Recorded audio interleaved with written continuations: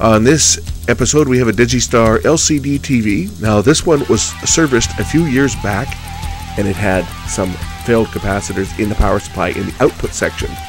The customer that owns this said had it on a timer, and he said when he turned it off at night, when he went to turn it back on, it was completely dead. So we know we have a power supply problem, and I'm sure that this time it's going to be in the primary side. Let's take a look.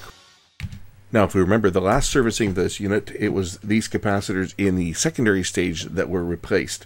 I don't believe that this is where we're going to find the problem this time, because the set is not even starting. The standby is not starting. So we're going to look at some capacitors on the primary side of the oscillator, which should be on, well, it should be the primary side, I'm thinking. But we definitely have a problem in the standby, and I'm thinking it's probably one of the soft start capacitors that's not starting the oscillator running. At least that's where I think we're probably going to be getting to on this one. So I'm going to take a close look at this first of all and see if I can see any caps that have the tops that have been raised on them. I don't see any looking at it here, but we're going to take a closer look and just see if I can spot any that are visibly damaged before we even get any test equipment out. Upon closer inspection, I notice there's a couple of capacitors here that they have put some heat shrink tubing on. And if we look at this one here, the top on this one looks like it may be starting to bulge. So this may be our problem. So let's get the board out and we'll take a closer look at this one. But I have a feeling that this is probably going to be the component that is causing the problem on this. After undoing all the plugs, we can now unscrew the board, move it to the bench, and prep for repair. 4 screws hold the board in place. Be sure to support the board as you remove the last screw, otherwise it's going to drop out and become damaged. Once we have the board out, we can service it on the bench. You see what I mean? Looking down at a couple of these caps here, it almost looks like the top is popped. These appear to be enclosed in a heat shrink tubing. So I'm going to remove these ones here. I have a feeling that this is going to be my problem on this. Is one of these caps is going to be in the soft start circuit that starts up the standby. And one of those is probably what's causing the problem here.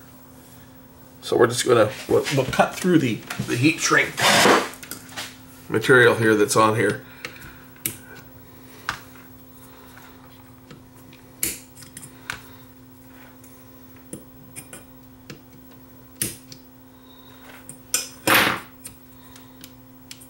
See what I mean? That top looks like it's popped. Let's just pull that part out.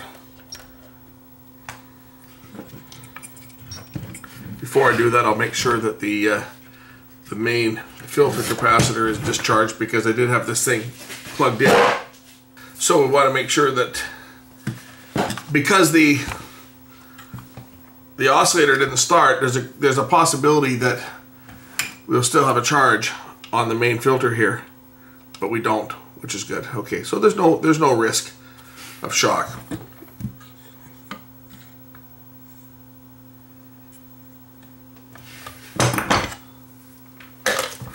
So you can see there's any fuses in here too that I haven't looked at, but I don't see any. Obviously there are fuses, but there's no glass fuses. Okay, we'll remove this capacitor down here. It's going to be one of these ones.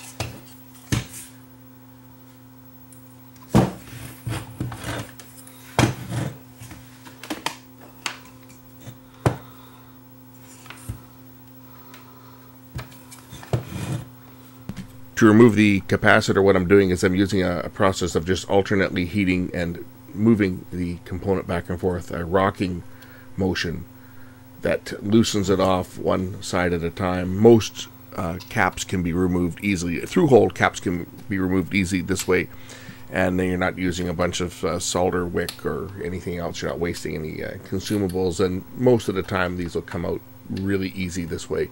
It's a good technique for the larger ones as well.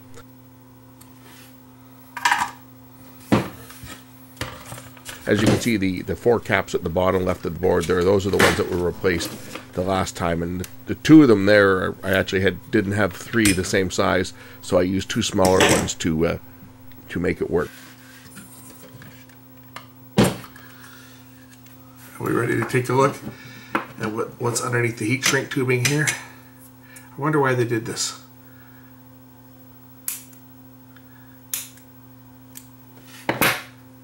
I mean, it just looks like a regular capacitor, although it is red in color, or orange.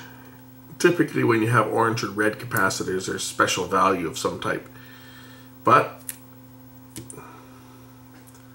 it's a 16 volt 470 microfarad cap. We'll just get the ESR meter out here. I'm sure it's bad. The top certainly does look like it's bulging a bit.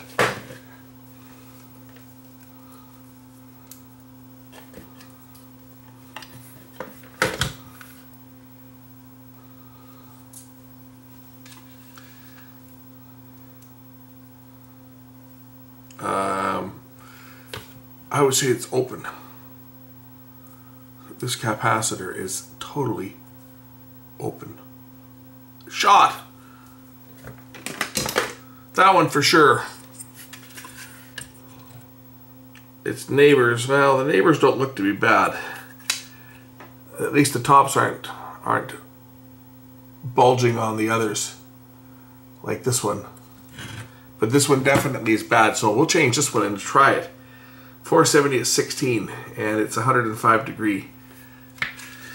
Let's find a new one. We'll put a new one in there first for starters, and we'll just try it with just that one cap, because that may be all that's wrong with this set. So I got a new one here. Just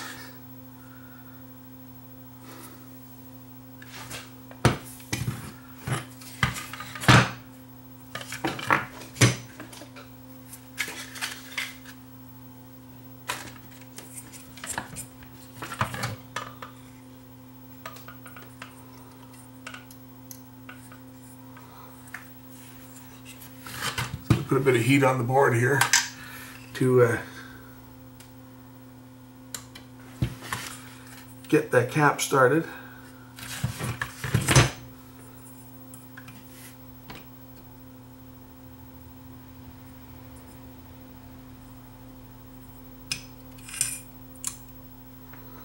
There we go.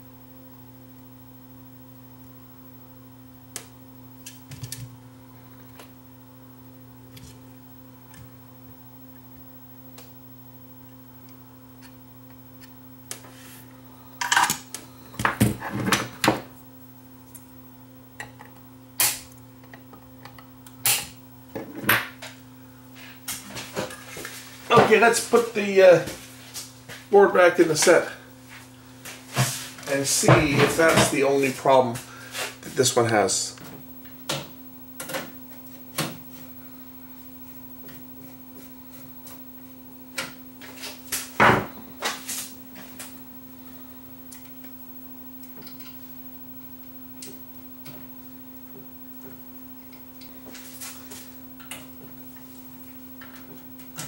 Main power connector. Okay, let's try it out. Okay, the moment of truth. I couldn't resist. That's how the TV came to me, covered in dust. I've just got the controls sitting on the front here just because to remove the back off this thing, you actually have to remove the controls. We'll hit the power button here and see whether it does anything. I got a blue light flashing down here, which you can't see off camera, but the blue light is coming on, as you can see. Here we go.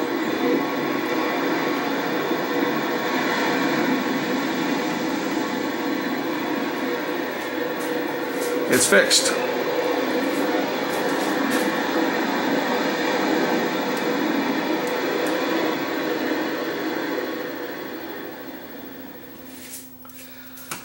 So that's all it was just one cap, and you can see if we look at this thing, well, it's noticeable. You can see the top is slightly bulging on this one. It was wrapped in heat shrink tubing, so it made it difficult to see that the top was raised, but when I looked at it closely, I could tell that the top was puffed up a bit. This is in the standby supply. So what happened on this is the set was working fine.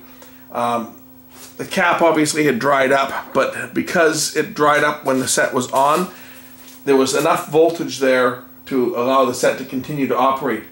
But when the power was removed from the set and it cooled down, the capacitor wouldn't store enough energy to get the voltage up high enough to start the circuit. It had dropped below the threshold where it could sustain operation, and the set just wouldn't start. The microprocessor wouldn't start up. The microprocessor wouldn't start up, then any of the commands that are received to start the television aren't going to happen. So pretty common problem. One capacitor dead on this set, and we replaced that one and saved another one from the landfill. And this is going back to a good friend of mine. This set, I got this a few years ago, replaced the other caps in the power supply. They're working fine, and now this one failed. So this one goes back, set goes back into service, and I keep my buddy happy, and we keep another TV out of the landfill. Thanks for watching, and we'll catch you again in the next one real soon.